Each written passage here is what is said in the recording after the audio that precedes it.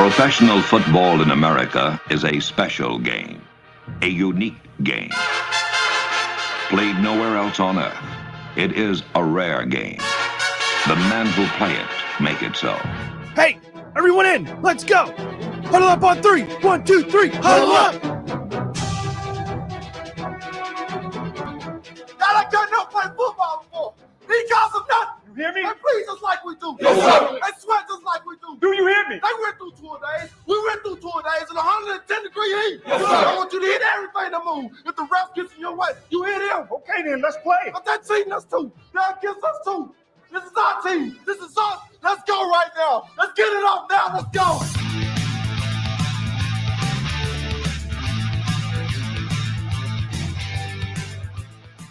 Back-to-back, man. You do not see this in college football. But the Georgia Bulldogs bludgeoned their way to back-to-back. Glory, glory, Georgia, as the fight song says.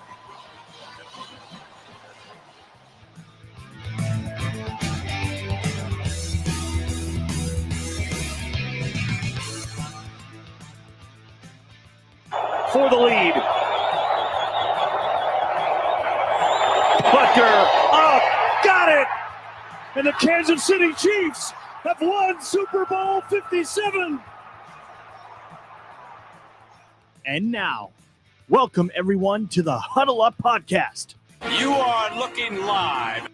Hello, everyone. Welcome in Huddle Up Podcast. It is Tuesday. It is September the 26th, 2023. We're glad to be back with you for another one.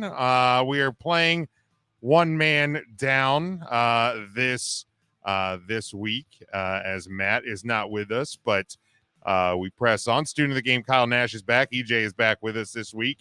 I think we'll probably have Mike in the comments at some point, but before we get anything out of the way, I got to wish my dad a happy 67th birthday today. Hey, Happy birthday, Pops. Hopefully he's listening with us, or at least at some point. We'll catch this 67. We'll be celebrating tomorrow with some championship baseball here in Central PA. So that's going to be an exciting time. I know, Kyle, not really your sport, but it is what it is.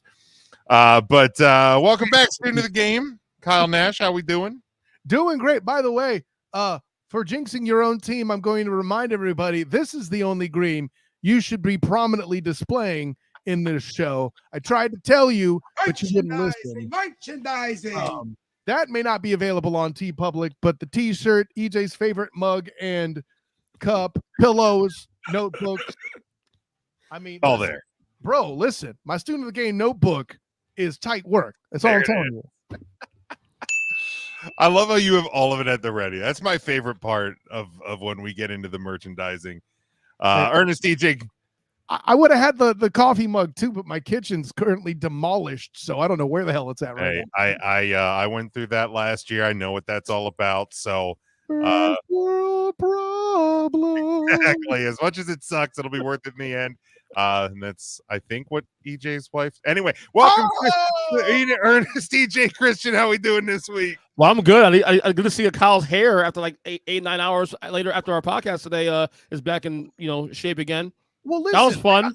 I took a circle back in my security van, picked it back up after it flew out the window, and well, actually, no, it's a different cap. So, like, I was searching all over the security van. I found another hat and was able to get to the studio.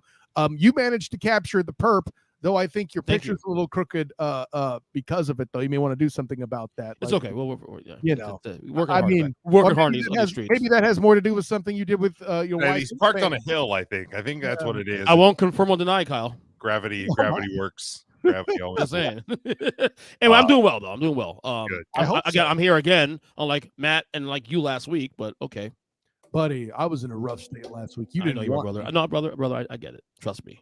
I always say. Look, man, I'm just saying, for somebody who couldn't finish last season, you're talking all. Jim, we discussed this on text earlier. That was last year.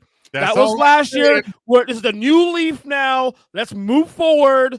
Let's move forward, okay? Who do you trust? Hubba, hubba, hubba. Money. Who do you trust? Oh, he dances now. Look at this guy. Excuse me, Jim. Excuse me, The Jim. Trump dance. Excuse me, Jim. How many gaps have there been in the student of the game since last year, other than last week? Wait, hold on. I think I have a 0.0. Thank you. We'll crush that number very soon. Well, look, good to see we're back and in. How you in doing, Jim? platform. You can. I'm doing good. You can follow the show at Huddle Up Podcast across all podcast platforms. YouTube. You can get us on all of our social media: Facebook, Twitter, and TikTok. You can get our merchandise over at tpublic.com. And as we do, let's dive right in as we do each and every week to start off. Where the face at, Kyle? There it is. We go over the good, we go over the bad, we go over the ugly from the weekend that was. And boy, there's plenty of all of these, I do believe. But That's a fair point, Jim. Ernest, we will start with you. What was your good from this past weekend? Well, quick bonus good. We'll roll fast. The virus strike's over at midnight for the record. Have you heard that? Hey. Go. Yeah, there's allegedly a deal, so I'm feeling good about Yeah, that. virus strike as of midnight. It said. Oh, My right. good. Actually, I'm gonna give a Nice. shout out to a fellow member of the show too. Your brother Sean. Jim. My good is the frisky Indianapolis Colts. Oh, 2-1. What the hell's going on? Why are we shouting out the evil twin for the Colts? Remind me. Because he has a wild card. wild card team. Okay, I'm good Yeah. for him. That's a wild card team. I thought it was nuts. And look, they may do a downturn some point down the road. We got a lot of season left, but 3 weeks in, they've looked pretty good. And then even though one loss to Jacksonville, they look pretty good as well. Playoffs. Yeah, Just saying.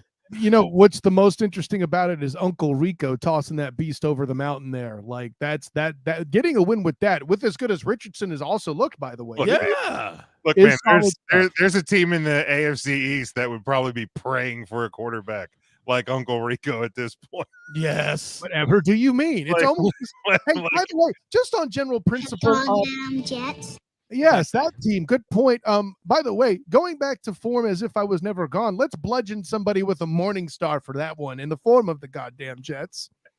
I tried to tell you, but you wouldn't listen. Why did you draft him second overall? Why? Brutal, man. And to Kyle's credit, he called that from the day one. He did. Day He one. did. I will give Day him one. I will give him credit. You know it's bad when so a colleague of mine at work is a Jets fan, a lifelong suffering Jets fan. And I broke the news to him today that they had signed Trevor Siemian to their practice squad, and he was excited. Like That tells you all you need to know about life as a Jets fan right now. When the word, Wow. they just signed Trevor Siemian, and the hope that washed over his face was just it was noticeable. And I'm like, man, that is wow. I've lived through Chad Hutchinson. I have lived through Drew Henson. I have lived through Quincy Carter. And my dear God, like to see hope in Trevor Siemian. Oh, you're talking about Cowboy quarterbacks. Okay. Yes, yes. Pour one out for Jets fans. Reach out to your friends. Check on them. They're hurting right now. For how excited he was, like, is it like from on a scale from EJ seeing the Cowboys win versus, South Park singing America, yeah, like where was he? I would say it's somewhere around a 20-year-old getting a 30 rack of Natty Light. So pretty excited. Pretty damn excited. That's not quite F yeah, but that's up there. Holy snap. Okay. It's in range. Woo, But yeah, that's amazing. Colts definitely. I mean, 3 weeks in, but exceeding expectations to start the year, I would say. Kyle, what was your good from this past weekend? I mean, that's impressive, but that's relatively mediocre, I would say, compared to the Miami effing Dolphins. By the way, cue up Morningstar, bitches. Jesus Christ. I tried to tell you, but you wouldn't listen. You both remember I Kevin's said. got you right there too, Kyle.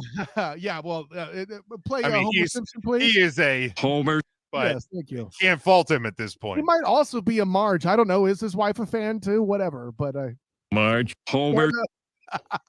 But yeah, listen, I know it's getting a little sensational in some cases. I'll be curious to see what happens during Tool time with the Dolphins, and I probably won't be mad at it. But later. that's right. Nicely done, Jim. But listen, Conley, great. By the way, thank you, national media, for catching up to the Tyreek Hill MVP bandwagon, bitches. Where have you all been since last year? You're late. Hey, do it again, Jim. If you want to crown them, then crown their ass. I tried to tell you, but you wouldn't listen. So yeah, definitely them Dolphins for sure. Yeah. You know what? My good. Besides Andrew Beck, fullback, returning a punt for a touchdown. Oh my God. Honestly, is look. You guys people have correctly or incorrectly maybe called me a hater for Colorado and Deion Sanders since the year started, but Deion sat in that chair and extended his post-game presser after getting their butt whooped on Saturday and didn't shy away. That's right. Yeah, and didn't shy away from anything and handled it well, handled it in Deion fashion. So, that was going to be that was one of the questions I had, that, everything, you can have fun and play around and be, boisterous with the media when things look great. What happens when it isn't? And it wasn't on Saturday, and he didn't blink. He didn't flinch. He sat there. He did what a coach is supposed to do. So I'll give him his props, man. Jim, I'm supposed to be able to go on this podcast and make fun of you for being a hater, but you had to pull this bullshit again where you had to be a likable fucking human being. Can you stop that? Just knock it off. All right, Kyle, kick us off with the bad. What was your bad from this past weekend? I mean, there is a lot of directions where you go, but hey, so you guys don't sound like homers. I'll go ahead and do it. The Cowboys losing to the goddamn Cardinals. Listen, I was this close to opening fire on the Noller fan up top there as they almost blew it to Dabo Sweeney. What the fuck happened? Where'd that one come from? Wow. I love it. Oh my God. From Step Brothers. I hope you have a Kevin Hart. I wasn't ready. Right?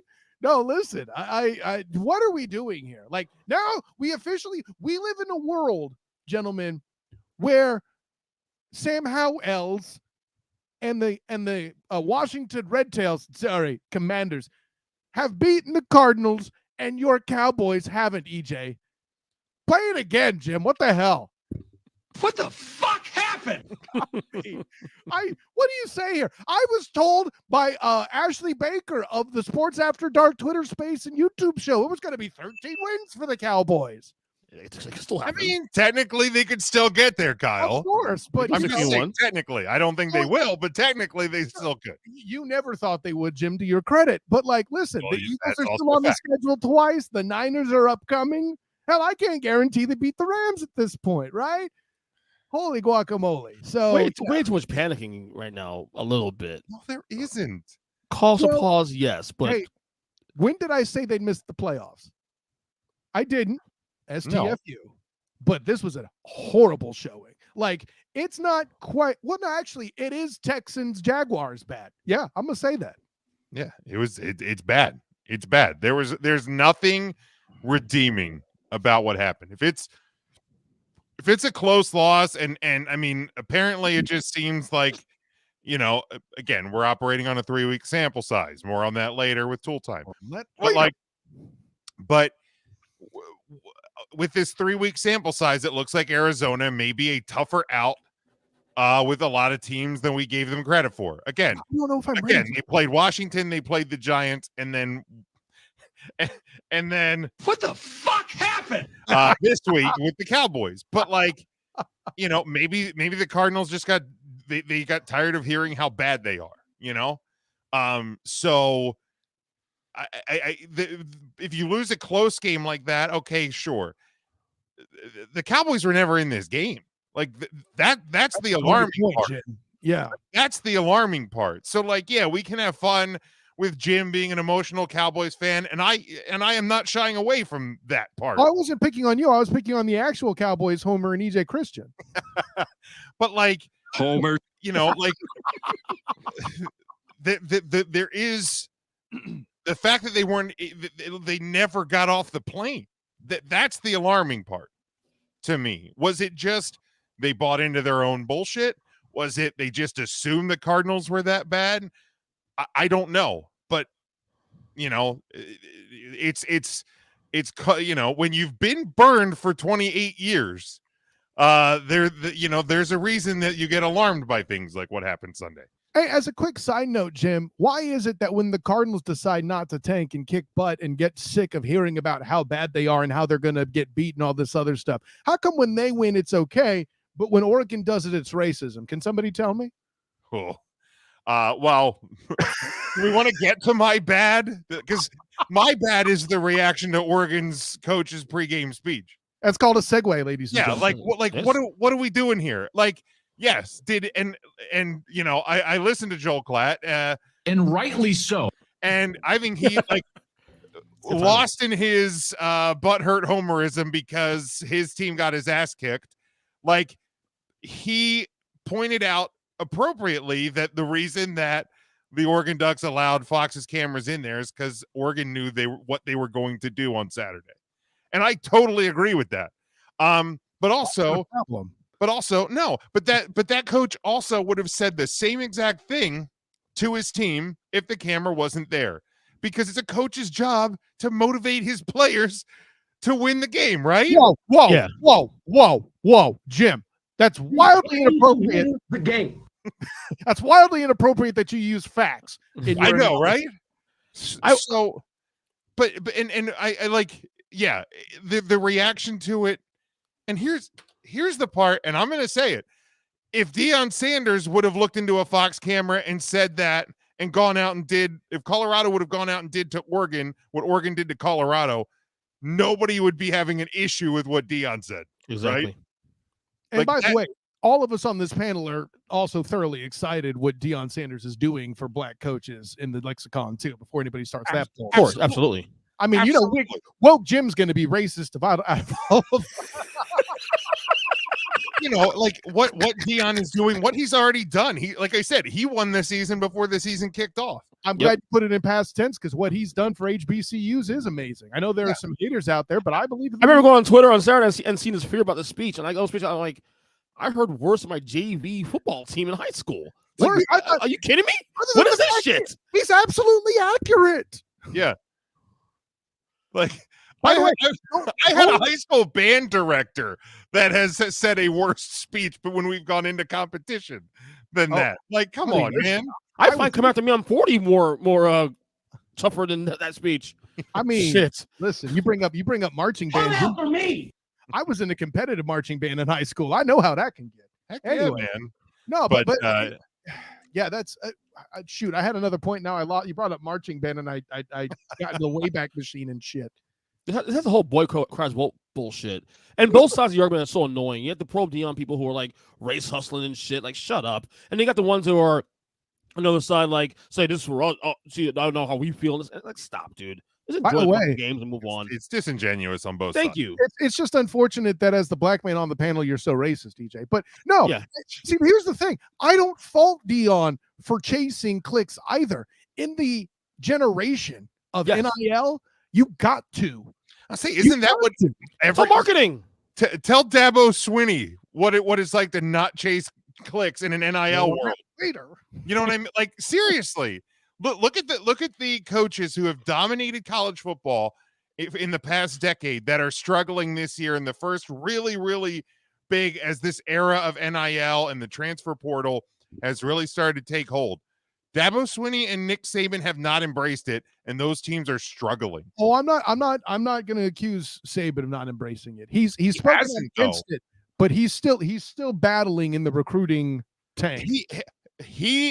He's able, I think, to keep up in recruiting more because there's a longer there's a longer timeline of success there.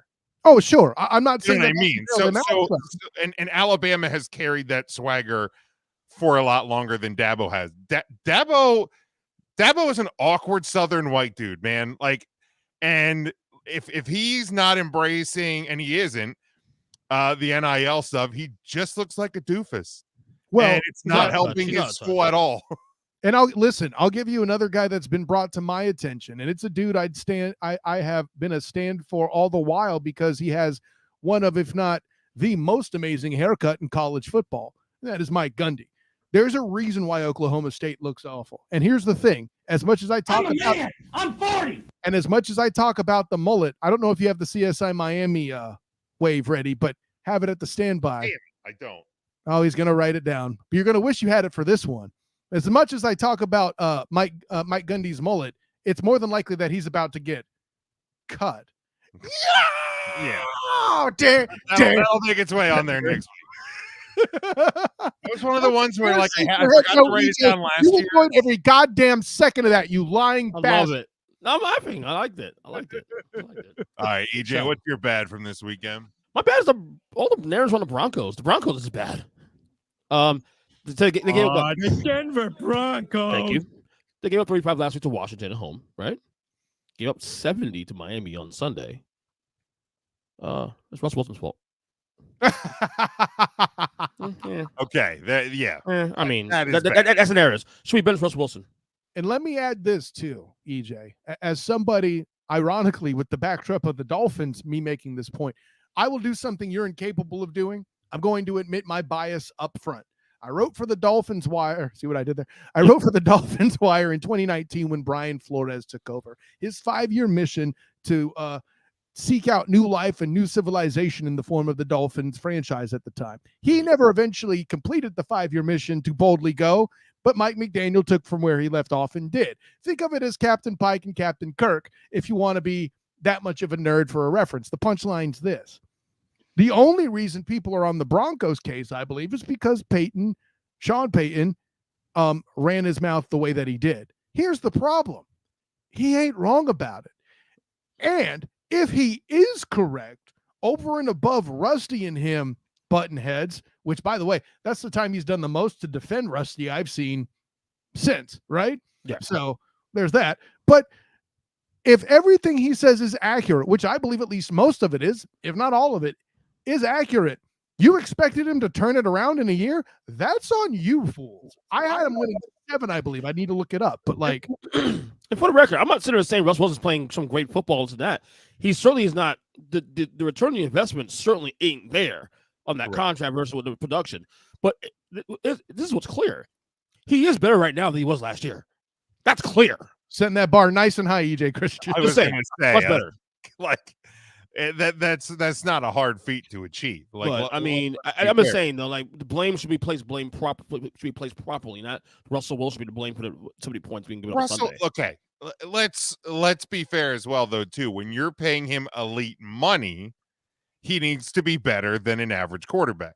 Agreed, but 70 points is 70 points, Jim. Look, no, I agree. Two things can be defense, also at the same time, EJ. Right. Like, you can be right that Russell Wilson isn't the reason the Broncos are bad.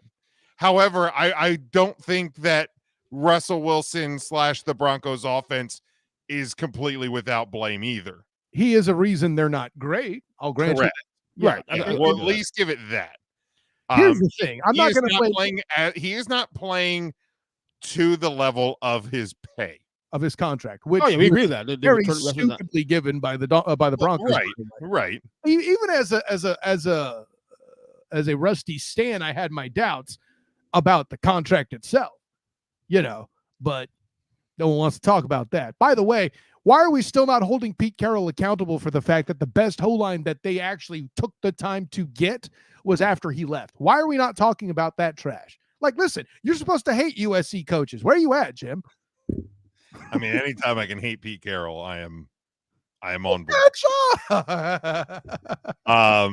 Devin's bad, and I'll agree with part of it. Okay, I'll agree with part of it. Homer. And my ugly, well, one of my uglies was the Denver Broncos, but EJ already took care of that. Oh, the Denver Broncos. Play it again. Fuck it. Oh, the Denver Broncos. But my ugly is, and I'll agree with Devin on this part, Notre Dame's execution in the final 2 minutes of that game. First off, you're up by 4. Ohio State has 1 timeout left. Why are you throwing a screen pass? A, that almost got picked off. B, ended up on the ground, saves Ohio State a timeout. You had spent the previous 2 drives just basically the Michigan model, running it down their throat, wearing them out. You started doing that on the final drive, and then I don't know if they tried to get cute. I don't know if they saw something. I don't know. But I thought it was a mistake. It's probably get cute. Let's be real. And then when you had to give the ball back to Ohio State, I thought your defense, which had been aggressive, and with the exception of one play where Ohio State broke loose, a 60-plus yard rushing touchdown, your defense had shut down the Ohio State offense that entire game. You let them march right down the field. And then just look, and I said it on Twitter. I've never played football. I don't know how you come out of a timeout with only 10 guys on the field. I don't know how it happened. It's a mistake that happened. I guess by the time they recognized it, it was too late, and you lost. I also don't think that 10 men on the field is the reason why they lost.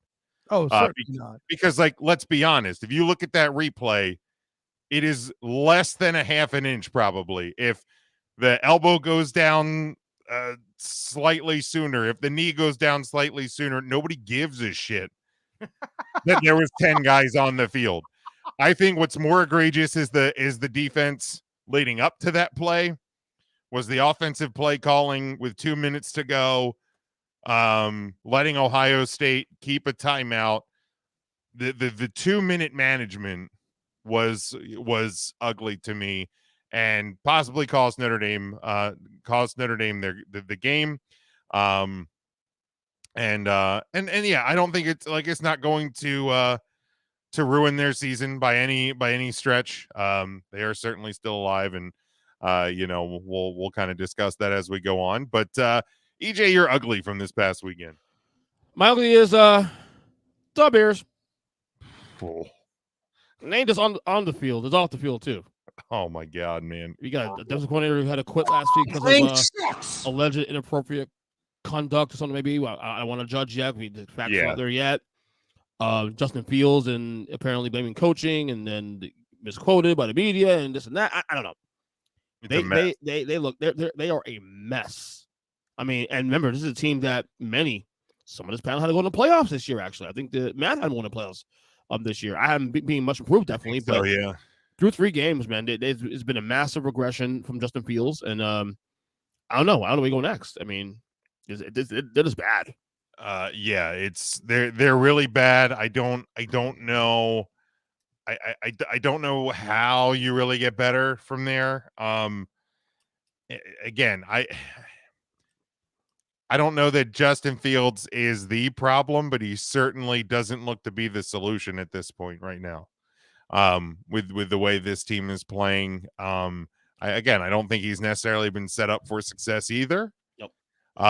But yeah, it's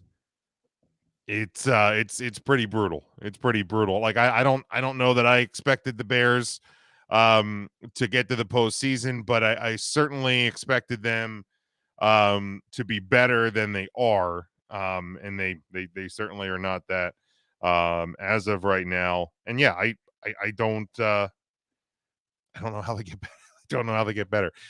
Devin's ugly as the Broncos giving up 70 freaking points. Yeah. The Denver Broncos. Just wow. Yeah, 70 points. The best part too about that, my brother is a massive Broncos fan. My younger brother. Oh, is he? He went to the game. Oh, so my other brother and I were dogging him the entire week. We thought because we get together every Sunday to watch the games together, and he ditched us to go to the game. Of course, I'm not really ditched us because it's his team, whatever. I get it. And he said, "You wasted all this money to go see your team in person. This is to give take those points out of history. Good job, buddy. Good job, Kylan. Brutal. Mike checking in. He says, "Good. Joe Burrow didn't get hurt. Yeah. Oh yeah. Gets through a game, gets a win. When a must needed win for Cincinnati. His bad fuck Ohio State. Yep. 100%. We'll sign off on too. that, also, for sure. I think I saw in the post game. I forget who it was by, but it was a tweet that said, in tonight's post game, Ohio State has proven every negative stereotype about them correct. Mm-hmm. And that's probably the most accurate thing that I can say from this past Saturday for sure. Mike says ugly. I hate Minnesota for blowing a 21-point lead that cost him money. Well, you know what I say. Hashtag you problem. You're so mean, Jim. I am. I get it. I'm not afraid of it. All right, let's go to the college pick'em, EJ, and let's see when Kyle gets back. We'll maybe get him caught on those games. Devin says his neutrals. I couldn't give two craps about Travis Kelce, Taylor Swift. Oh man, I'm already burnt down that story. It's the story that just why. And I'm not a hater. I'm not. No, I'm not a hater. I don't mind Taylor Swift. I think she's adorable, the whole nine. Kelsey's an interesting dude. I want to watch the documentary very soon on Amazon. But I mean, could we please with the over covering the story? Please stop. The thing for me is like, okay, and it's just. It's a me. Maybe it's a me problem. I don't know. But I listened to. It's your problem. Hashtag your problem. Well, probably. But I listened to like a daily radio show, morning radio show out of Philadelphia. So obviously they're talking about it because it's entertainment news. I suppose. Howard Stern was talking about it. Dan Patrick, they were talking about it. You can't go on social media without seeing about it. Like. You can't watch any NFL game without them talking about one of the reasons I love sports so much is because it's not entertainment news. It's not TMZ news, but yet now here we are. So we can't escape it. Like that's the part that I think bothers me about it, but neither here nor there. Yeah. Wish them the best or happy fucking or whatever the hell they're going to do. Whatever it is. All right, let's go to the college football game. God. I mean, good on that. What do you think they're doing? Like, I'm not. It is cuddling. Yeah, sure. Allegedly. But 4 games on the docket for this weekend. Not quite the slate we had this past weekend for sure. But we start actually Friday night, 9:00 Eastern time on FS1. It is number 10 Utah traveling. They are 4-0. They travel to number 19 Oregon State, who is 3-1 and a 3.5 point home favorite. Your over under is 44.5. EJ, what do you think? Should I take another under on Utah? Utah's been the king of the unders, pretty much. They have been. Kyle was so very. And I feel if I stick with it now, that out very many times on the Student of the Game report over at the Earnestly Speaking podcast. There you go. And every time I decided to go one way, the other way happens eventually. Jesus. Oh God. Give me a slight over, slight, or I'm Matt. He's not here tonight. A slight over, and give me. You know what? Let's go for the upset. Let's go Oregon State here. Give them Oregon State to win and cover. Just to rehash Kyle's anger from last year, give me Utah. And I will take the under because why not? Mikey has no Cam Rising. He said give him the Beavers and the over. Devin has Utah and the over. All right, and then we go to Saturday at noon Eastern time on Fox. It is number 8 USC. They are 4-0 and a 21.5 point road favorite at Colorado. 3-1. 73.5 is your over under, EJ. Is high enough? Well, it wasn't this past weekend, right? What was? Well, it was in the 70s this weekend, and what was the final score or the over under? What was the run the was in the final 70s? score? 42-6. 42-6. Yeah, so that would have been under. Far off. Yeah, far under. Give me an under. First off, let's start there. Give me under in this one. Colorado will show up somewhat, but I'll take on the points. But USC wins this game by at least 2 scores. Yeah, I mean, you would hope coming back home after that, Colorado would show up a little bit more. Is Travis Hunter playing this game? No, he's still out. The word is after the Oregon game, he texted Coach Prime and said that he was going to play this week because they needed him out there. And Deion said that that it's bigger than 1 week, it's bigger than 1 season, and he's still out. So I would highly doubt that he is playing. Also, I think was it was it Shador Sanders that Yeah, got see, hurt as yeah. well? And no one talked about that until like today, apparently. Yeah, apparently it really went under the Absolutely. radar. So I guess if there's questions of whether or not he's playing, I might take USC plus. Here's the thing, I'm probably gonna get Kyle's probably gonna get mad at me. Other people probably gonna get mad at me. Wouldn't be the second time. I don't know that USC defensively is as good as Oregon was this past weekend. Like I don't think USC is coming in with this grudge, and we've seen USC kind of struggle a bit, even, and I say struggle sparingly because of their margin of victory, but they Arizona State moved the ball on them. So I think there's potential here for Colorado. I'll give Colorado a slight cover. Again, check the status of Shador Sanders. But I'll take Colorado to cover 21.5. USC is going to win this game. I will take the under though, because I don't know that Colorado is going to be able to score enough. Yeah. To 73.5 is a lot of points. Yeah, I'm with you. Mike has Trojans by 1 million in the under. Devin has Trojans in the under as well. $1 million. If it's $1 million, then it wouldn't be over. No, yeah. Let's see here. Saturday, 6:00 Eastern time, ESPN. It is number 13 LSU. They are 3-1 and a 2.5 point road favorite at number 20 Ole Miss, who is also 3-1, and 67 is your over under on this one. EJ, it's a high number actually, man. Wow, this is a big number.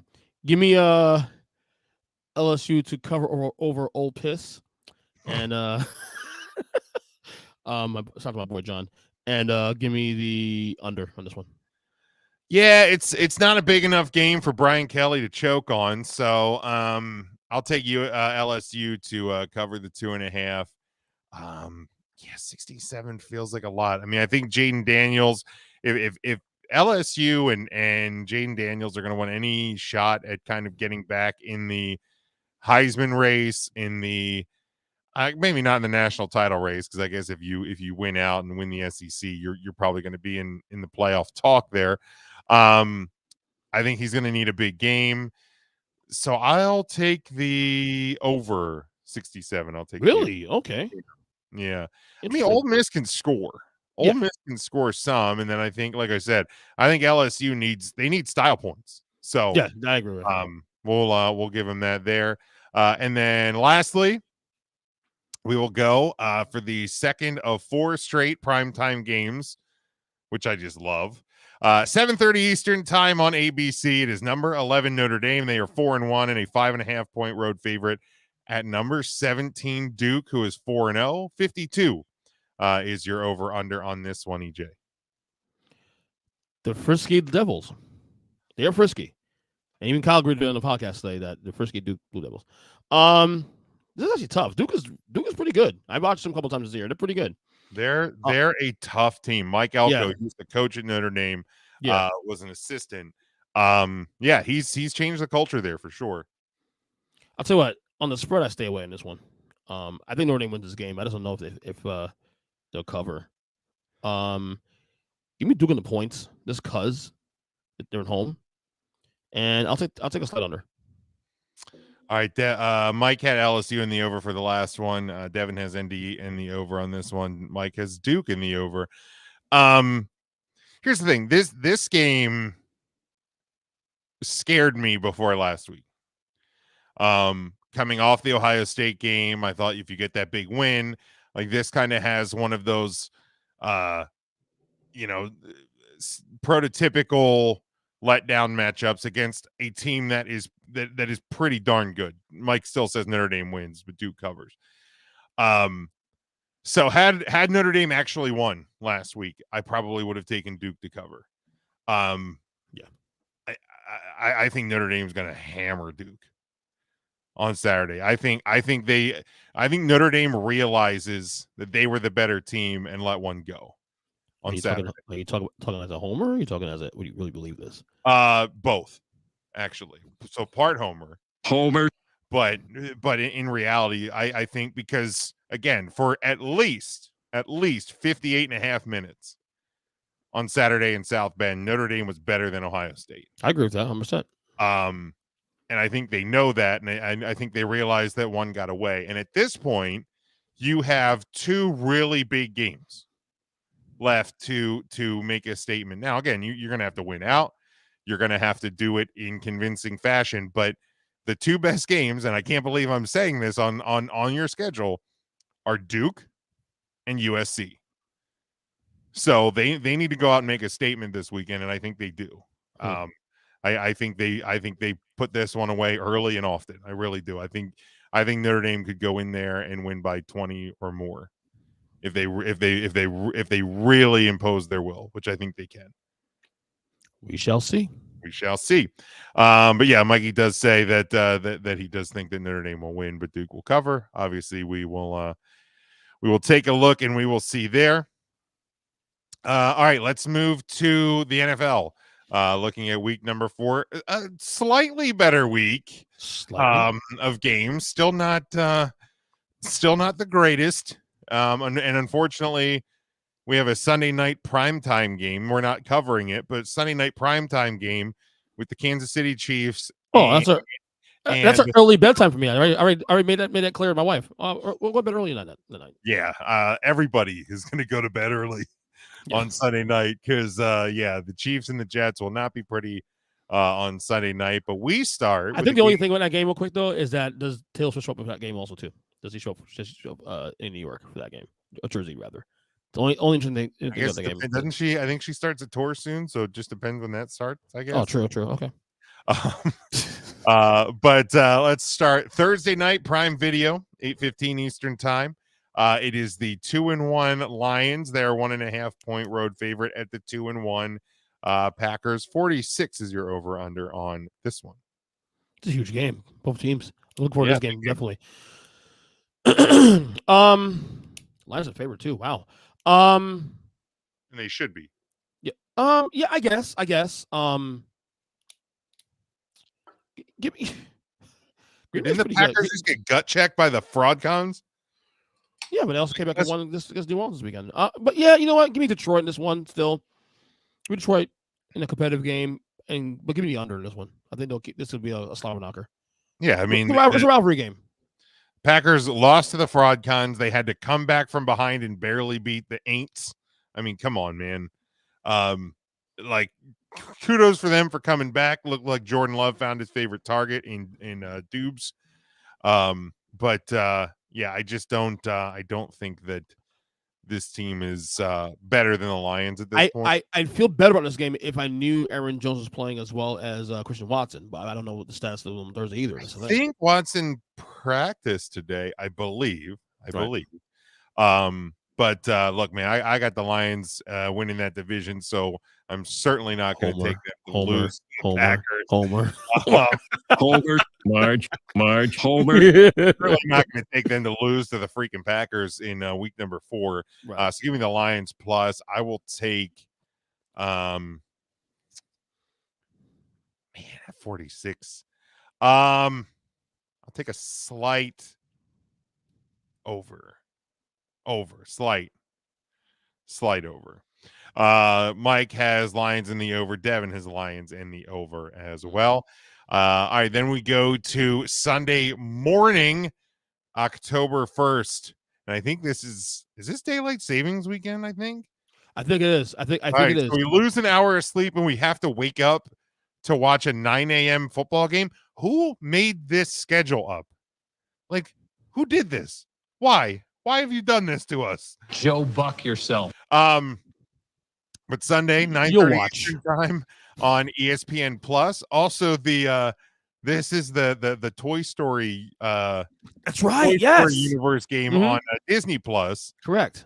And here's the thing: we were talking about this at work today, and I showed some people on my team clips of when the Rangers and Capitals played in the Big City Greens universe. They did it on ESPN last year, and it was really cool. Like, it was actually really cool. It was kind of a mind F for like a game in real time to be set in this cartoon universe. So I'm definitely going to to tune into this Toy Story broadcast will at too. least a little bit on Sunday. I think it's going to be fun.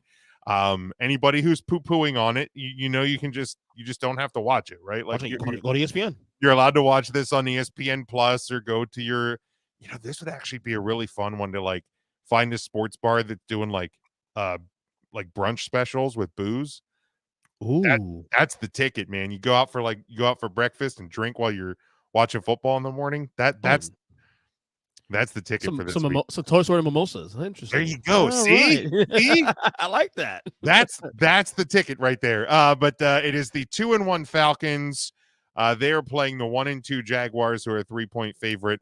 Hell, let's call them a 3-point home favorite.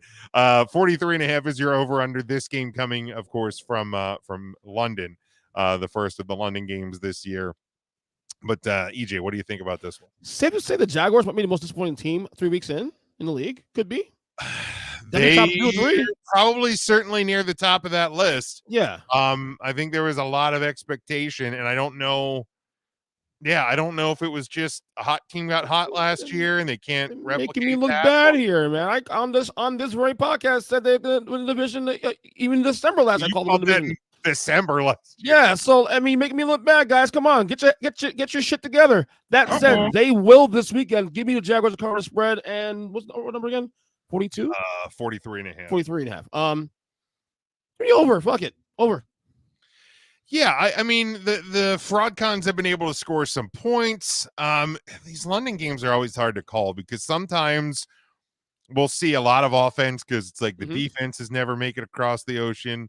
Other times we'll see the opposite because it's weather, it's different, it's a different field type. They're always such a crapshoot.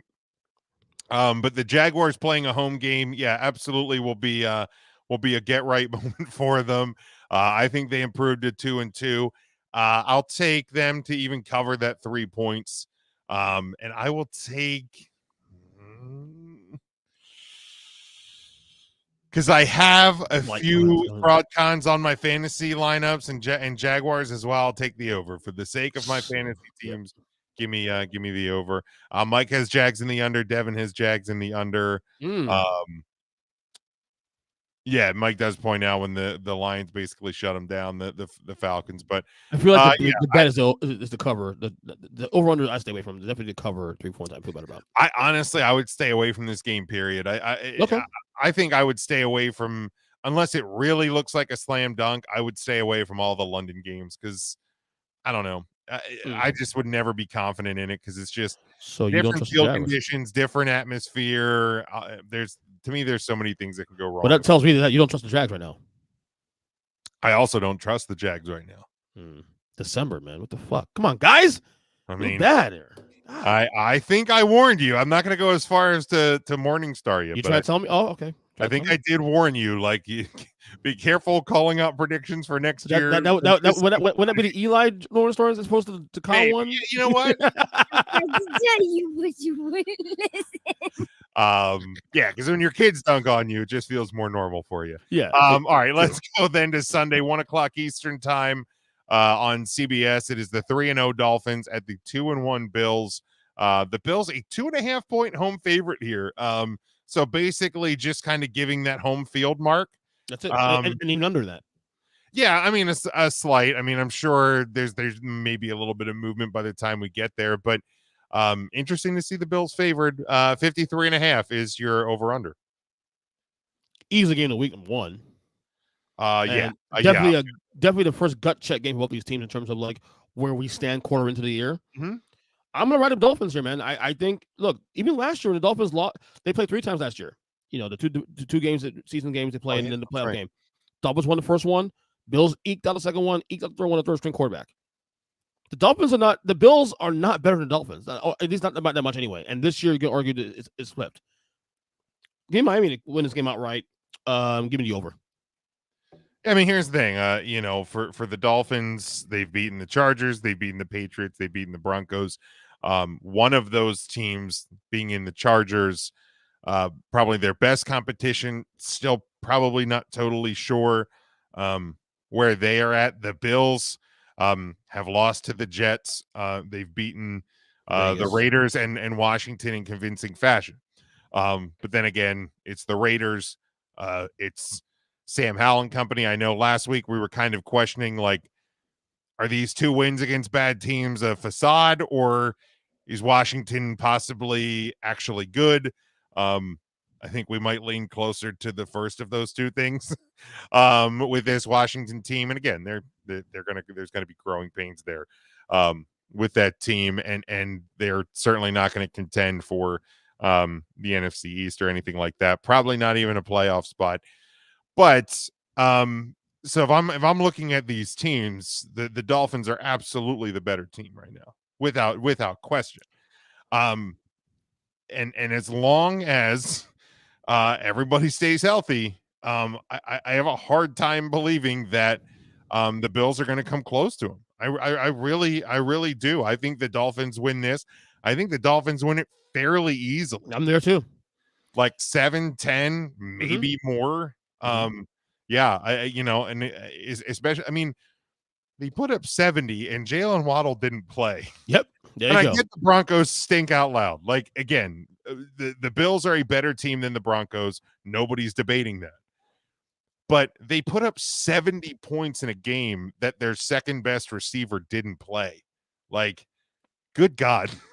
Yeah. Like it really, this team, their offense feels like a cheat code.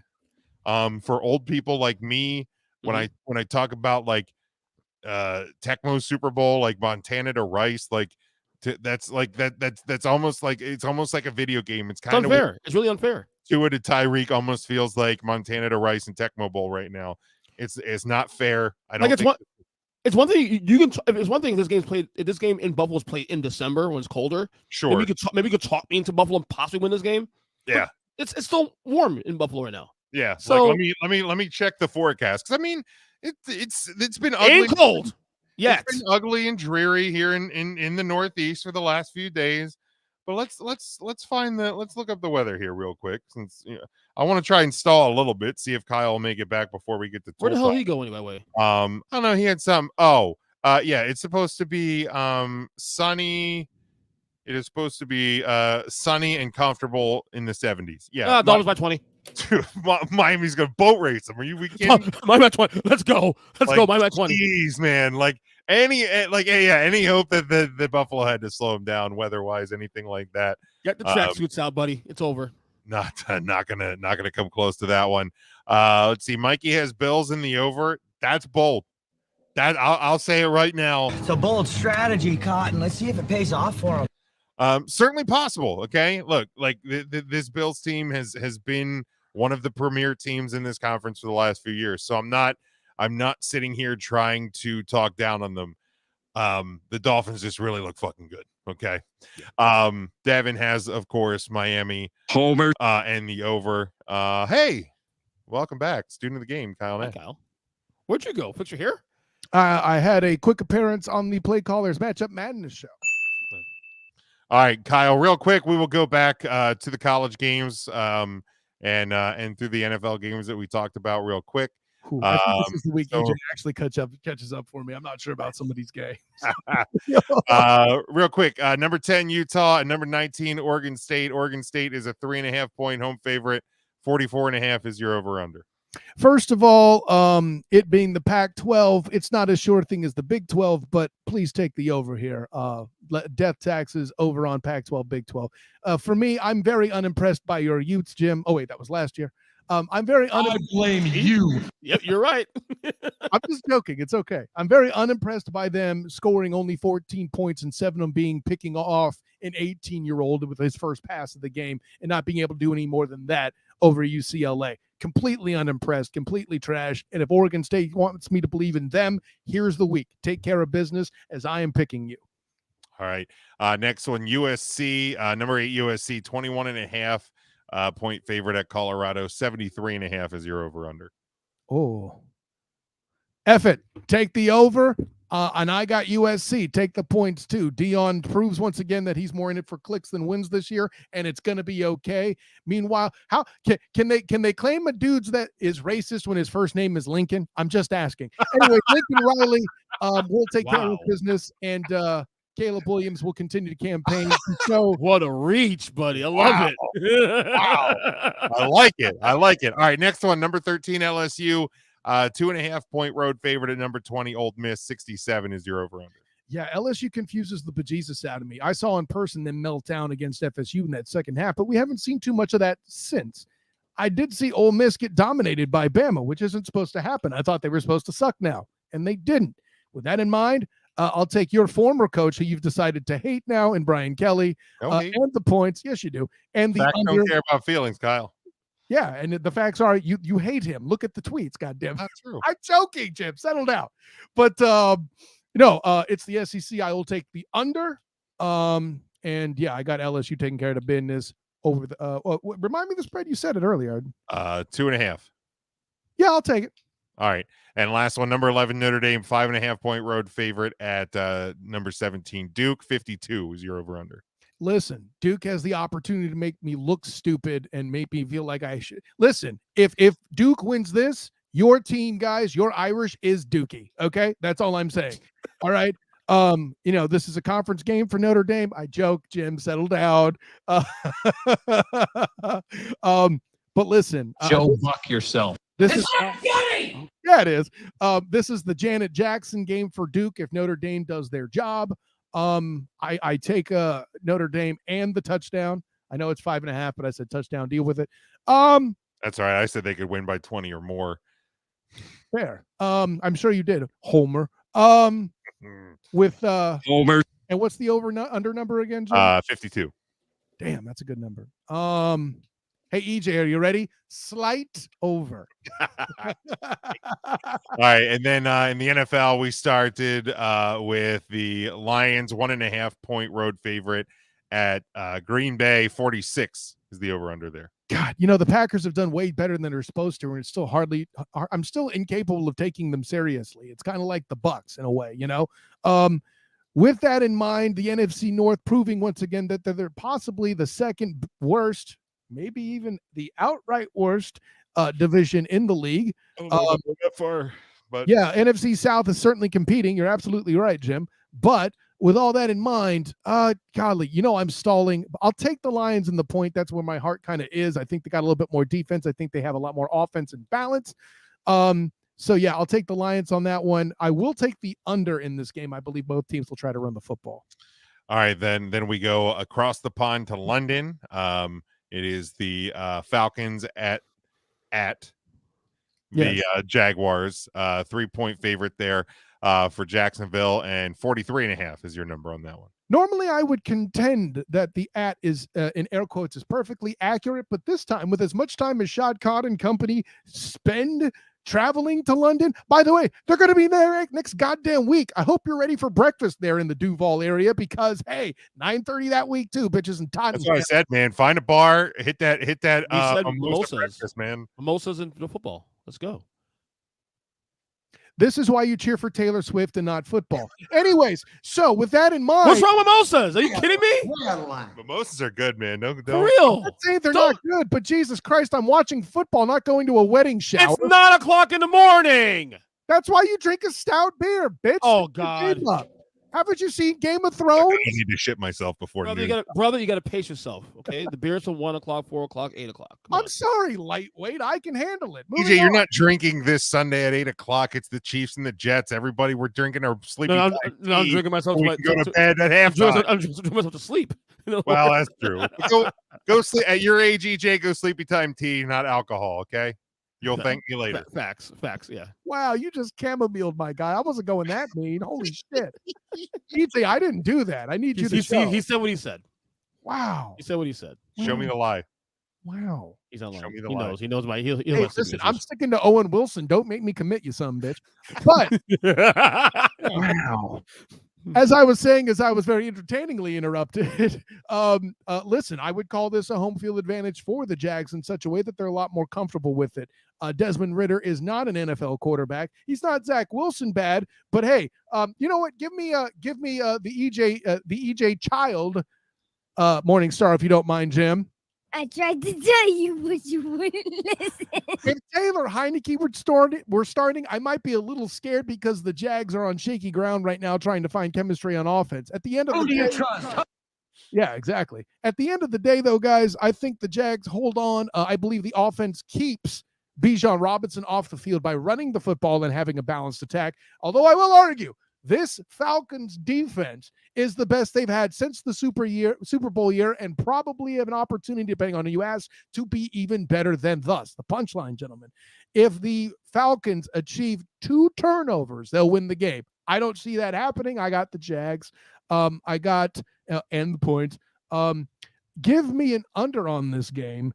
I see the football. I see that running the football is prominent by both squads in this one as well. Travis Etienne, by the way, slowly looking fantastic for the Jacksonville Jaguars. Yeah, the more he gets going, the better my fantasy team looks. So I'm on board for that. Hey. And the last one we were talking about before you came back in is the Dolphins at the Bills. Bills a 2.5-point home favorite. 53.5 is your number on that one. The Dolphins are only getting 2.5 points. Gimme. Shit. Yeah. Are you kidding me? Yeah. Listen, I'll grant, gentlemen. By the way, Tyreek for MVP, in case you haven't heard that before. But you totally have. But yeah, listen, guys. At the end of the day, I don't think the Bills have quite enough defense. It's nice that you have really good defensive tackles. That doesn't do a damn thing when your quarterback is releasing faster than anybody else in the league. And I'm not talking about Zach Wilson with Cougars, okay? And ooh, that's dirty. With all that in mind, I think Way out of line. Maybe, but I'm still accurate. The punchline's this. I could have made a Jimmy Garoppolo joke, but that'd be even dirtier. Anyway, with all of the above in mind, I don't give a shit what the number is. Don't tell me. Take the fucking over. That's fair. Give me the fins and the points. All right, and then the last one we talk about for this week, also Sunday at 1:00 Eastern time. It is the 2-1 Ravens at the 2-1 Browns. The Browns a 2.5-point home favorite. 41 in true NFC North fashion. 41 is your over/under. Kyle, I'll start with you for this one. Yeah, the AFC North is a damn groveling division, is it not? Holy Christ. I'm going to take the under because if the Browns win, it'll be a dirty, ugly game where they control the football and it's a low point total. If the Browns lose, it will be because Deshaun Watson was terrible, has failed to embrace the villain. Hey, does that sound familiar there, Ernest Christian? I believe that sounds familiar. Somebody dashingly handsome said that. It might have been you as well, but I mean me. Anyways. I know. Yeah. And listen, it's unfortunate the Browns have a baller defense and have no support on the other side of the football. Myles Garrett. Yeah, Myles Garrett is good. I have my own feelings on him. I think he's slight overrate, but really? Yeah. Interesting. Okay. But yeah, at the end of the day, I'm getting 2.5 points. You can keep them. I have the Ravens and Lamar Demetrius Jackson making the difference over the evil Deshaun Watson. EJ, some good news for you. I know you're a big Philly sports guy. Philly's back in the playoffs this year, just clinched. Wait, I Go buck yourself. I thought the season was over. What are we doing? Joe Buck yourself. Isn't the season? That is a disgusting act. I thought their season was over. I thought you were going to say Dave Lillard. Well, that was the Sixers. That was 3 games into last season. That was the Sixers. Something Philadelphia, whatever. Yeah. You're welcome. By the way, who said that shit? By the way, I don't know who said that. Shouts to Matt Muehlheisen. Yeah, some tool. Yeah, we miss you, Matt. Look forward to having you back here next week. EJ, Ravens Browns. The bet here is the under. Yes. Bet the under. Oh, this is gonna be a fucking slobber knocker. Yeah, Jim Ross to say. Make sure you wipe the under on this instead of the fucking Texans. Right? Oh my god. It's gonna be a great game. Oh, black and blue is the way it should be, man. Oh, absolutely. This game will be by decided which team makes the least turnover or less. Like, in other words, Deshaun or Lamar fumble picks. It doesn't matter. You know what? Give me Cleveland. Fuck it. They've looked pretty darn good most of the year. I mean, like, they've looked pretty darn okay. Even the Steelers game. I mean, they lost that game. They didn't Steelers win that game. They lost that game. So give me the Browns here. I'm leaving the Browns with they're selling right now. Say, Ernest Christian, who lost the game? Lost what game? Who lost the game for the Browns? Deshaun Watson. Thank you, sir. Carry on. Yeah, absolutely. And I think he won't do that this week. He's sad. But yeah, look, I think this is probably one of the harder games we've picked so far this year. This year, yeah. Because both teams certainly capable of winning this game. Both teams, quite frankly, capable of losing this game. And what I mean by that is literally kind of to Kyle's point and to EJ's point with the Browns and the Steelers. The Browns lost that game. The Browns are capable of losing to the Ravens. The Ravens are also capable of losing to the Browns, which I think makes this really difficult. I'll give the Browns the edge, being at home. And the fact that the Ravens are coming off a really like, I don't know what the Colts are. I don't think anybody does. Yeah, I think again they have exceeded expectations already, but we still don't know what they are. I also don't think the Ravens should have lost to them. You know, that's a game the Ravens are probably could potentially want back later this year. But yeah, I'll give the Browns the edge here. I'll take them on a slight cover of that 2.5. Slight. On, you know what? On a rare Justin Tucker missed field goal. No, that's already happened. That's not going to happen again. Happened on Sunday, actually. I'm just saying. It's not going to happen the second week, Jim. You want to That's mean, Jim. That's mean for you. Even for you. If that does happen, I will order you 2 pieces of merchandise. There we go. We're on. It's on record. We don't have to shake hands. You can just let's hear. It's 106.30. There it is. I will take the under as well on this one. I think that is definitely the smarter play there. Devin has the Ravens and the over. Devin likes the over. Devin likes points, but we will see. We certainly will. All right, that is where we close up the pick'em. Y'all know what time it is.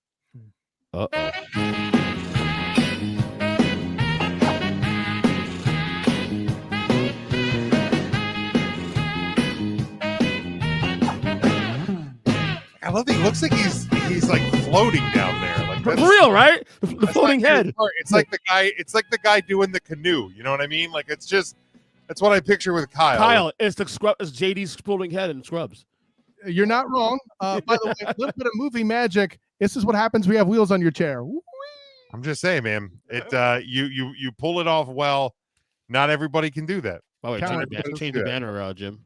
That's all I'm saying. I'm getting there. Okay. He was doing a great job of stalling until you were an asshole. My goodness. I'm an asshole. You are a jerk of the worst kind. Yeah. All right. Remember, Kyle, when we look at this graphic, look at the right side first. The left. See, look at the right side first. EJ, give them your bottom 5. All right. Bottom 5. Here we go. 28, the Minnesota Vikings, 0-3. 29, Houston Texans. 30, the Carolina Panthers. 31, the Denver Broncos. Hold on. Oh, the Denver Broncos. Wait, who do you have at 28 again? The Minnesota Vikings. Boys! Sorry, Matt. I know Matt hates that thing. That's why he's not here this week. Hey, but it's to do in the bottom 5, EJ. Yeah, I like 32, Chicago Bears. So I'm just going to get it out of the way. This is your best bottom 5 this year. Your constant disrespect for the Houston Texans is still a problem. This spot should still be held by the Commanders, and you're wrong.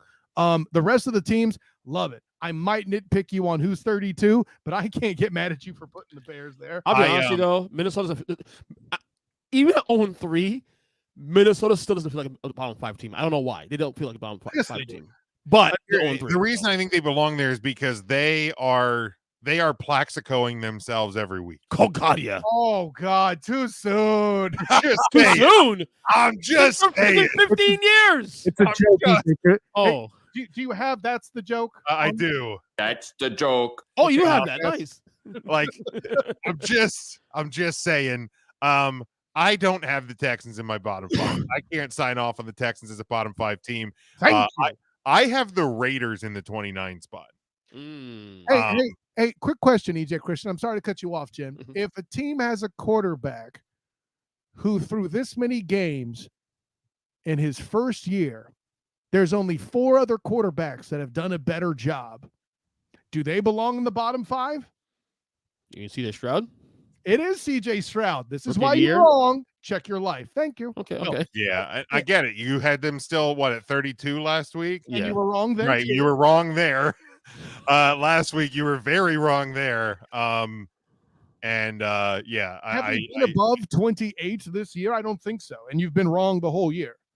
On the Texans, you mean? Yes. Yeah. But again, best bottom 5 thus far. Yeah. I'm nitpicking the Texans simply because, listen, and this is less about you. I banged the drum in my preview for the 3-point conversion of the AFC South about how this team, if you trifle with them, will make you pay. And other teams will trifle with them the same way the Jags did, and they will make them pay. And listen, it'll be only a matter of time before a morning star that ass with the Texans. I'm just saying. Yeah. We'll see next week. Yeah, like I said, if you want to switch Broncos and Bears, by all means, I don't think anybody's going to argue with you there. But yeah, I would say I would agree with Kyle. We'll just go 31A, 31B. No, never mind. We ain't doing that. We ain't doing that, Jazz. That's funny. Now shut the fuck up. All right, here you go. 10-1. Kyle, get get him some shit. Number 10, the Bengals. Number 9, the Lions. You're so Number 8, the Browns. Number 7, the Ravens. Number 6, the Cowboys. 5, Bills. 4, Eagles. 3, Chiefs. Honestly, this is really 1A, 1B for me. But I had to give the Dolphins credit for what they did this weekend. 2 Niners, 1 Dolphins. The Niners did nothing wrong to lose a spot. It's more about the Miami Dolphins, how good they were this week. Honestly, 70 points is 70 points, dude. I'm sorry. I mean, that's it. I mean, there was points against the lowly Giants that the Niners looked a little shaky. Right. But yes, it is more about. Let's be fair. I mean, It is more about what the Dolphins did as opposed to what the Niners didn't do. Right. and so- rightly so. So real quick, I know. So Rightly So comparing last week, the Dolphins were, I think 5 last week, whatever. Obviously, they did their thing this week. I thought they were too low at 5, but I didn't want to bitch at you. Right. I had So them at 2 last week. They're mine 1 this week. That's Right. crazy. Last week at 2. This week, yeah. same with the Chiefs too. There were 2 last, they're 3. Nothing to do with KC. KC's still a top tier team in my Why are you opinion. dropping the Chiefs? Is it No, just because it's the Dolphins. Again, the Dolphins fuck things up. all right? Dolphins fuck things up. Okay, no, it's cool. I'm just checking that was. This is what I'm trying to explain here. Like, Niners Chiefs going down one spot had nothing to do with really. They didn't suck. The Dolphins were just that good. I get Yeah, you. that's all it was. The Eagles stayed at 4 and 3-0. Buffalo at 5 because look, if Dallas don't fuck up, maybe they hit 5 instead. But Buffalo, nice, honestly, nice bounce back last 2 weeks. I know, granted, the Raiders, Commanders. I'm sorry, Playing somebody Tails. other than the Jets defense on right. And by the way, not for nothing, the Commanders have a good defense, even though they're a bottom 5 team. Right. And honestly, if these fucking teams in the bottom of the 10 didn't lose this week, maybe they wouldn't happen in the first place. Cowboys 6, like obviously with 3 last week. So here's the deal, EJ. I have your exact same top 5 in order, in the same order. Yeah, same exact No, order. your top 5 is strong, homie. If Okay. this was a top 5 and bottom 5 list, this would literally be your best list all year. Okay. But you Yeah. fucked it up in the bottom half. Okay, let's go ahead. Kyle, what's wrong with the other 4, the other 5? What the fuck are the Browns doing here? What the fuck are the Browns doing here? They're not Yeah, I top 10. can't, What are I we can't doing? sign off on the Browns, man. Didn't you have it about top 10 last week, Jim? Or was that 2 weeks ago? That I think that was 2 weeks ago. Maybe it was 2 weeks ago, I guess. Okay. Yeah, the Browns in the top 10 is absolutely stupid. Okay. Yeah, again, because I built my week 1 or week 1/week 2, whatever, top 10 based on what I saw in week 1. Right. And the Browns stomped the Cincinnati Bengals in week 1. Yeah, so I think I had them at 10. They found their way out. Really. I mean, the problem with that is this. It's like this.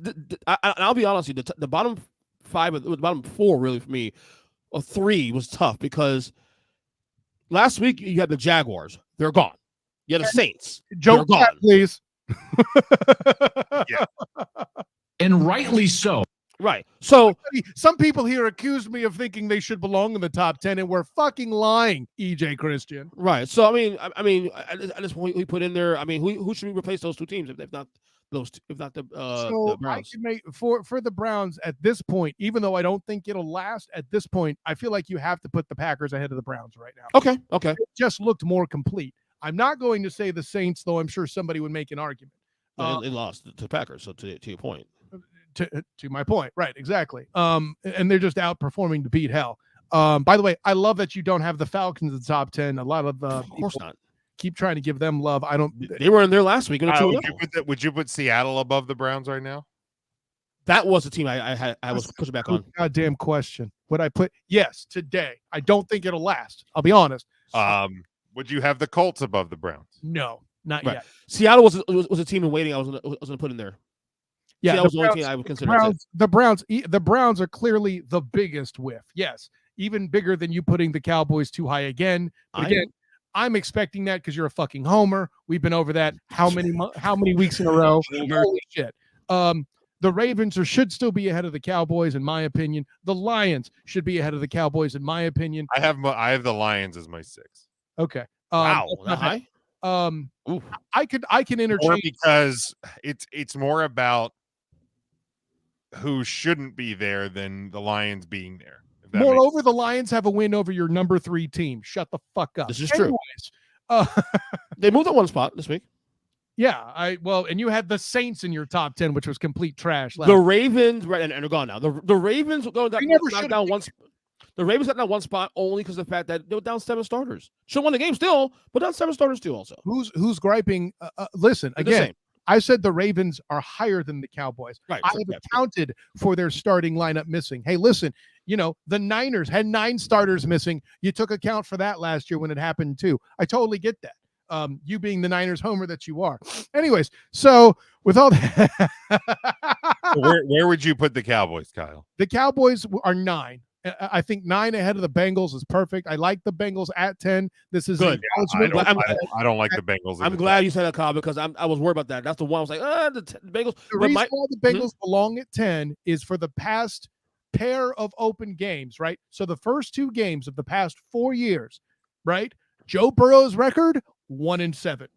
The dude is notorious for starting seasons absolutely awful. Yeah, here's why I don't like the Bengals in the top 10 is they got the win. They got a very important win. Yes. Joe Burrow didn't get hurt. Very important. Yes. But I don't think it was that impressive of a win. Like they got it. That was good. Good for them. What I liked about the win, though, is that they found another way to win despite Burrow having a game last night. He wasn't great last night. He was inefficient. But again, the defense stepped up, of course, number one, and they plugged away. Also, the Bengals at 10 for me, a bit of a holding pattern too, because I expect them to go on a run some point. They're scheduled. Who do you trust? On the podcast today, I actually, me and Kyle today discussed it. Their next 3 weeks, they should be okay going into the bye week. So if they go 2 of the next 3 games, they'll be, a 3-2 into the bye.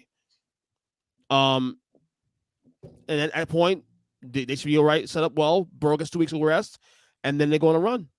Jim, real quick, you say you aren't impressed by the beating of the Rams last night. I'm not necessarily mad at that statement on the surface. However, you do remember that the Rams played the Niners real damn close. And by the way, EJ's number 2 team only this week, and by way of the Dolphins scoring 70 goddamn points. Only reason why that happened that way. Only reason why. It's okay, EJ. No one's killing you. Right. And by the way, the Seahawks, who I believe you said you had in your top 10, I forget. I do. But the Seahawks lost to the Rams in question. What's the problem?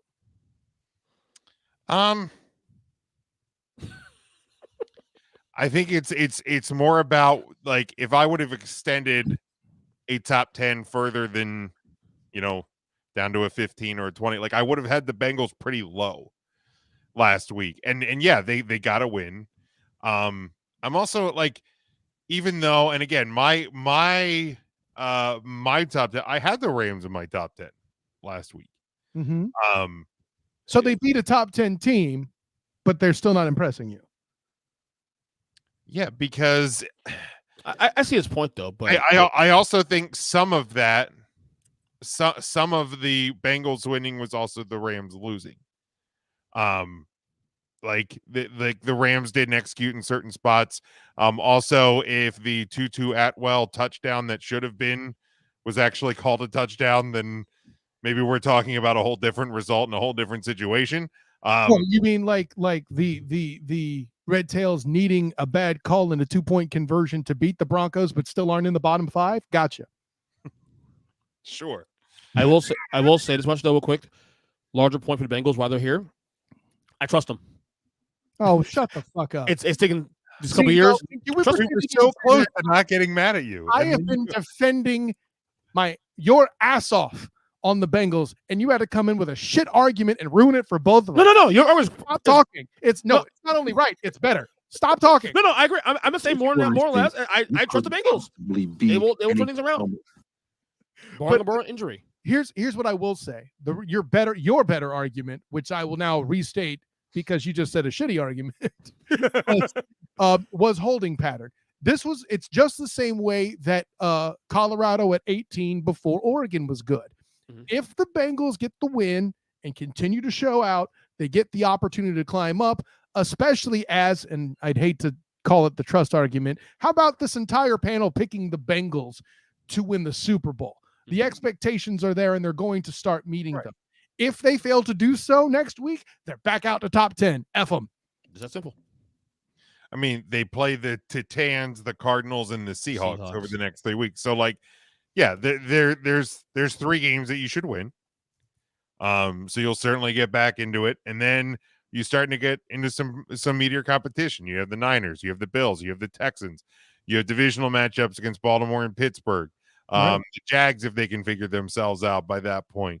The Colts, whoever the fuck they are. Yeah. You get near the end of the year, you have the Chiefs. Like, yeah, this Bengals team will certainly prove itself to, I think, be who we thought they were, right? But they are who we thought they were. So, like, chimneys, but right now, again, congratulations on the win.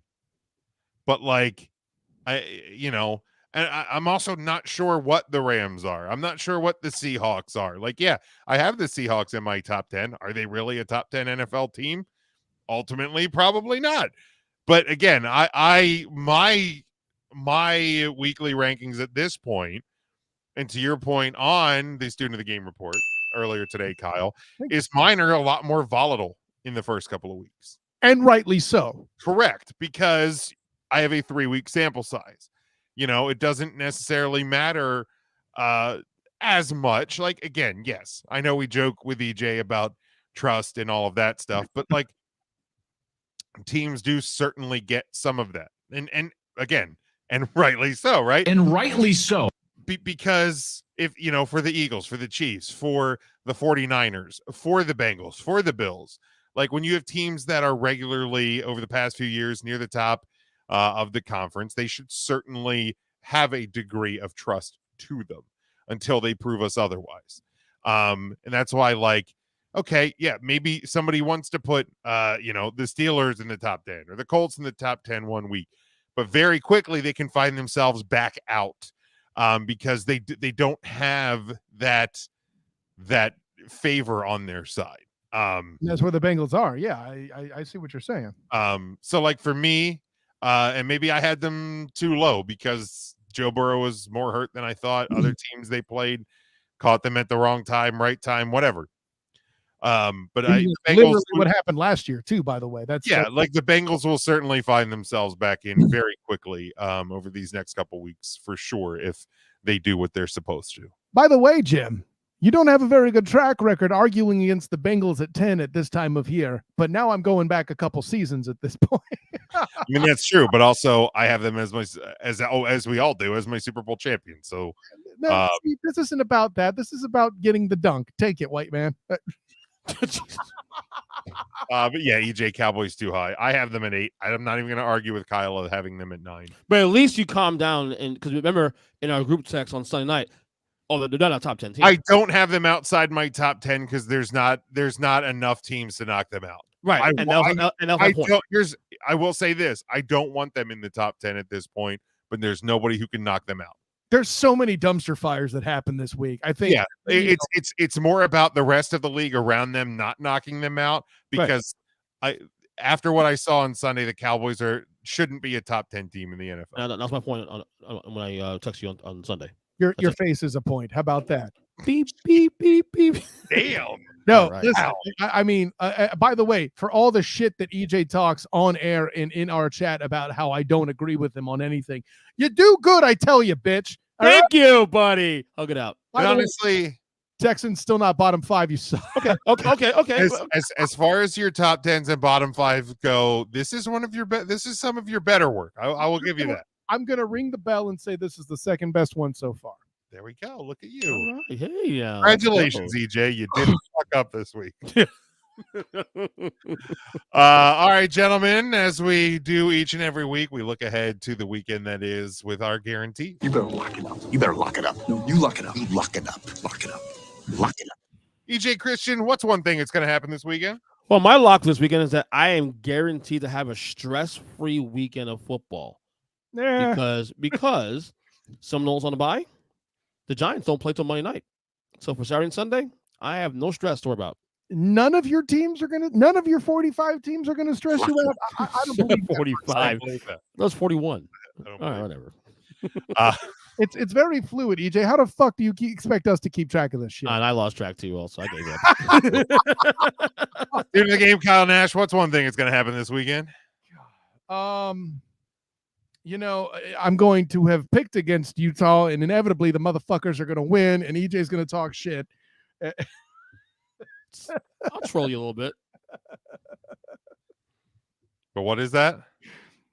So yeah, I'm guaranteeing that Utah will win, even though I picked against them. Very nice. Lock it up. Devin says his lock of the week is the Dolphins Bills are going to put on one hell of a game. Yeah, hell yeah. I think that one's going to be missed. I think the Fins are going to dominate, dude. Well, for him, Homer. it will be one hell of a game. Yeah. Oh well, if he's I'll argue that he's correct on that one. Yeah, if he's talking about as a memory, sure. A game, well, fine. Right. In Homer. general, not so much. For me, a team in the AP top 10 will lose this weekend. Is that bold? Ooh, which one are you picking? I don't have to pick one, EJ. I said a team in the top 10. Which one? Should I say which one are you eyeballing? It's going to be Texas. Possibly Texas. Let me pull up the schedule just so I remind myself. Texas. Your Texas is the best shot, I think. I think so. Yeah, because let's see. Utah plays Oregon State. That one's in play. That we picked up. Oh well, unfortunately, I got bad news for you on that one. Let's see. Penn State, Northwestern, no chance. Michigan, Nebraska, no chance. Where do we think your prediction, Jim? No, I'm holding to it. That's my lock. God damn it. USC, Colorado, no chance. Stanford. No. Where's? Oh, it'd probably be easier if I do top 25 games and not all games.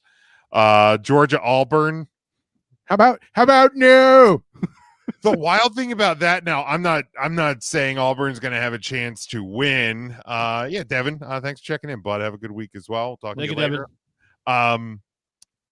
Georgia only a 14-point favorite in that one. It is a road game, but still only a 14-point favorite. Yeah, Texas, Kansas. That one could be in play. Oregon, Stanford, not a freaking chance. Washington, Arizona, probably also not a freaking chance. So there's two in there. Frisky, Auburn. There's two in there. Stop. Same. Here's the thing. Georgia has not looked like Georgia to start this year so far.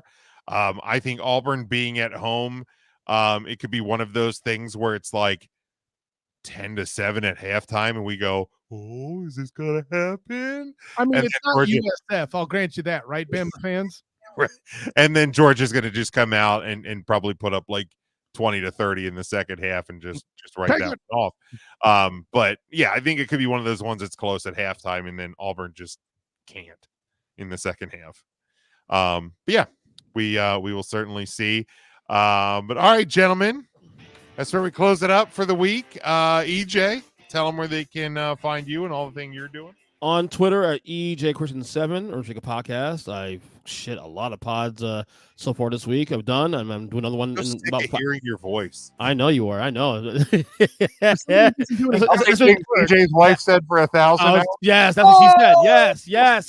She did say that. That's why she works all day today. I'm sure I know exactly how to be quiet too. Anyways, yeah, and I got to do it in 5 minutes also too. So yeah, that podcast, all podcast catchers. Check out my YouTube page, guys, too. Also at Ernest EJ Christian or youtube.com/@ErnestChristian. Other than that, that's it, man. Another fun week on the show, and looking forward to next week. Absolutely, student of the game, Kyle Nash. I'm looking in the comments real quick. I hope Mikey Byrne is around here to hear me say this. If you bet on Minnesota, #you problem. Anyways. Yeah, that was last week. Don't worry, we told him. Yeah, great. I'm glad to hear that. And yeah, at the end of the day, I'll leave it at this. Of course, I am Kyle Nash, the student of the game. You can find me on Twitter at the SOTG. Find me on Instagram as the same, the SOTG. Check out my writings with the Jaguar Report. Yes, I actually managed to find a bright spot to write about in Jacksonville with the Texans facing the Jaguars. Check it out on Jaguar Report of SI there on. And then check out my writings with the Black and Gold Banneret covering UCF first Big 12 conference game in UCF history. I had plenty to tell you about right there. We're pretty competitive for having a backup quarterback start, not for nothing.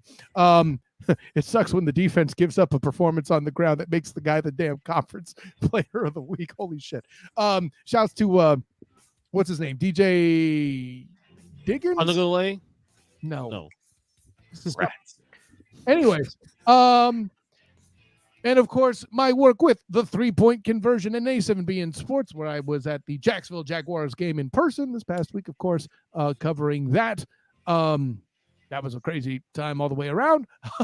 And then speaking of that, of course, tomorrow night, if you're watching this live, I will record like I do every Wednesday night when I'm not sick, 8:40 p.m. Eastern, the Student of the Game podcast. Eric Lopez will be aboard from the Black and Gold Banneret. He'll be talking about his Dolphins. You might remember him from him previewing the Dolphins with me, and the return, hopefully, of one Mark Mancini. The madman will cometh for the first time. About time. Yeah, he's been out the fold for a while, been on assignment covering some quality baseball, he would allege. I mean, the Padres are interesting. And with all that in mind, check that out. And me and Travis Holmes of BigCatCountry.com. Friday at 11, we do it live. The Duval Dive, a Jaguars podcast. Look out for that through this channel, as one of many, of course, as it streams also on podcast through the Student of the Game channel. You can check that out before the game starts on Sunday. And if you miss any of those, hear it again live, oldschool101.com. The Student of the Game and the Duval Dive will both be played then as well. Got a lot of stuff going on, gentlemen. But until next time, everyone. I should do my plugs before you do yours. Seriously. But in the meantime, class dismissed. Now, Kyle, I think next week I'll be on the game, right? Is Niners Cowboys? Yeah, not this coming, but the following Wednesday, you will help me with Niners Cowboys. I will be missing this show, but you will be on the Student of the Game. That's right. Very good. Very good. All right. You can follow me at Big Jim Sports, but most importantly, make sure you are following along with the show on all of our social media platforms. We're at Huddle Up Podcast on Facebook, on Twitter, on TikTok. You can get your Huddle Up merchandise over at tpublic.com. Probably a sale going on. They got sales going on all the time. Hopefully I'll be getting some new swag from Kyle next week, but we will certainly see about that. Subscribe to our YouTube channel. Get us on all the podcast platforms. If you can find a platform that we are not on, let us know. We'll make sure we get it up there as well. But yeah, tell your friends about the show. Share it with at least one person you think might enjoy it. And until next time, as we always say, stay safe, stay smart, and go for the win.